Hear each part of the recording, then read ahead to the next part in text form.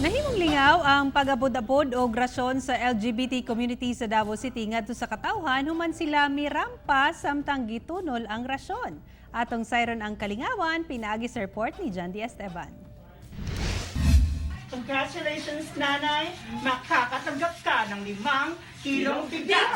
Congratulations! Giagi sa makalingaw nga paagi sa mga miyembro sa LGBT community sa Barangay Panakan, Davao City ang paghatag sa 5 ka kilong bugas nga ayuda sa LGU Davao samtang nakasash pa nga daw kandidata sila sa Miss Universe. Mirampasab sila samtang bitbit ang mga bugas. Sumala nila nga buot usab daw nila nga malingaw ang mga tao samtang nag-apod-apod sila sa ayuda taliwala sa kalisod nga giatubang tungod sa COVID-19.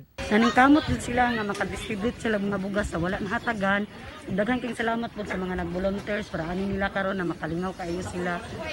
Mapasalamaton mi kay Mayor Inday Sara Duterte, especially kay Sir Norman Baloro, kay gitugot siya niya, naghatag siya trust sa LGBT community na ihatag ni maong responsibilidad. Pinaspasay ang pag-distribute sa LGBT sa mga bugas sa Davao City ngadto sa mga nanginahanglan. Kailangan gyapon nato ang tabang sa Barangay Council in terms of transportation, in terms sa kaunon sa atong mga LGBT because this is really a 100% volunteerism. Sa 182 ka barangay sa syudad, 156 na ang ilang naapud-apuran og bugas. Diin tag 25 hangtod 40 kasako ang gitagana matag barangay.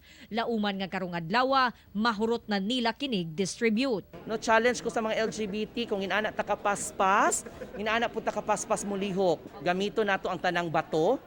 No, kung gamito nato mutawag tag darna buhato nato na. Gitahasan ni Mayor Inday Sara Duterte ang LGBT community nga muhatag og grasyon sa katawhan. Gumikan buot niya nga non-political group ang mudumala sa ikalimang hugna sa rasyon.